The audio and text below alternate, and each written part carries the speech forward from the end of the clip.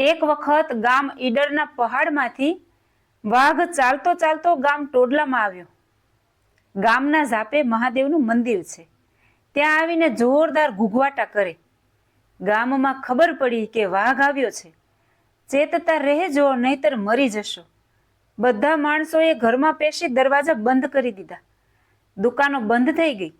બધા માણસો બારીમાંથી જુએ છે કે વાઘ કેવો હશે, પણ કોઈની તાકાત નથી ચાલતી બહાર નીકળવાની. તેમાં બન્યું એવું કે એક 12 વર્ષનો છોકરો ઝપટમાં આવી ગયો. વાઘે તેને મારી નાખ્યો. બજારમાં 2 ગાયો જતી હતી, તેને પણ વાઘે મારી નાખી. હવે શું કરવું? ઘરથી બહાર નીકળાતું નથી.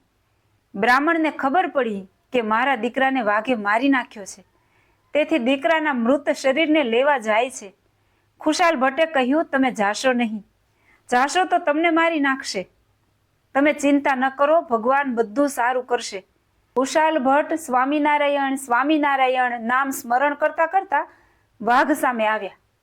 વાઘ જ્યાં ખુશાલ ભટ્ટ સામે તડાપ મારવા જાય ત્યાં ખુશાલ ભટ્ટે વાઘના મોઢા ઉપર જોરદાર થપાટ મારી. થપાટ વાગતાની સાથે વાઘને મૂર્છા આવી ગઈ. ચકરી ખાઈને પડ્યો હેઠો. આ છે સંતનો પ્રતાપ. તમર વળી ત્યારે વાઘ બેઠો થયો. ખુશાલ ભટ્ટ સામે જાણે જુએ છે, આવું જોરદાર માણસ કોણ છે? થપ્પડ ભેગો મને પૃથ્વી પર પાડી નાખ્યો. સંતની થપાટ વાગતા પાપ બળી ગયા. સંત દર્શનથી પાપ બળી ગયા. સાચી સમજણ આવી ગઈ. વાઘ ખુશાલ ભટ્ટને પ્રદક્ષિણા ફરવા લાગ્યો. પ્રદક્ષિણા ફરી માથું નમાવીને ખુશાલ ભટ્ટને નમસ્કાર કર્યા. ગામના માણસો જોતા જ રહી ગયા. નવાય છે. ખુશાલ ભટ્ટ મિત્રની જેમ વાઘ પાસે બેઠા છે. ખુશાલ ભટ્ટે વાઘના કાનમાં કહ્યું, કર્યા કર્મ ભોગવે છે ને નવા કર્મ ઊભા કરે છે. તે 2 ગૌ હત્યા કરી છે ને 1 બ્રહ્મ હત્યા કરી છે. માટે હવે સાવધાન થઈ જા. અમારી થપાટ વાગતા સ્પર્શ થતા તારા પાપ બળી ગયા છે. હવે કોઈ જીવ પ્રાણી માત્રને મારીશ નહીં. ગાય જેવો ગરીબ થઈને રહેજે. ગામમાં આવજે, માણસો તને રાંધેલું અનાજ આપશે. તે ખાઈને તું વગડામાં જતો રહેજે. હવે 3 વર્ષનું તારું આયુષ્ય છે. પછી તને ઘોડાનો જન્મ આવશે. ઘોડાના જન્મમાં તને ભગવાનના દર્શન થશે.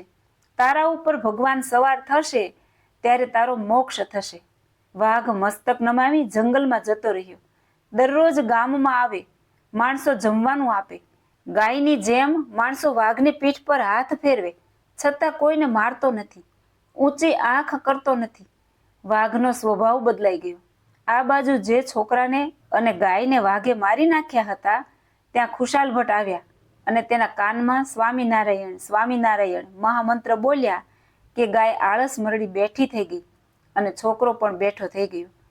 ખુશાલ ભટ્ટનું અદ્ભુત ચરિત્ર જોઈ લોકો વિસ્મિત થઈ ગયા. ખુશાલ ભટ્ટે છોકરાને અને ગાયને જીવત દાન દીધું છે. એ ખુશાલ ભટ્ટ સમય જતા સાધુ થયા. તેનું નામ રાખ્યું છે ગોપાળાનંદ સ્વામી. ભગવાન જેવો પ્રતાપ સાચા શ્રેષ્ઠ સંતોમાં છે. તે શ્રીજી મહારાજની કૃપાનું ફળ છે. શુકમુનિએ પ્રશ્ન પૂછ્યો કે ગમે તેવો આપતકાળ આવે તો પણ પોતાના ધર્મમાંથી ન ખસે તે કયા લક્ષણે ઓળખાય? શ્રીજી મહારાજે કહ્યું કે ભગવાને જે વચન પાલન કરવાનું શાસ્ત્રમાં શીખવ્યું છે તે ક્યારેય પણ ધર્મમાંથી પડતો નથી. જે ધર્મનું રક્ષણ કરે છે તેનું ધર્મ રક્ષણ કરે છે.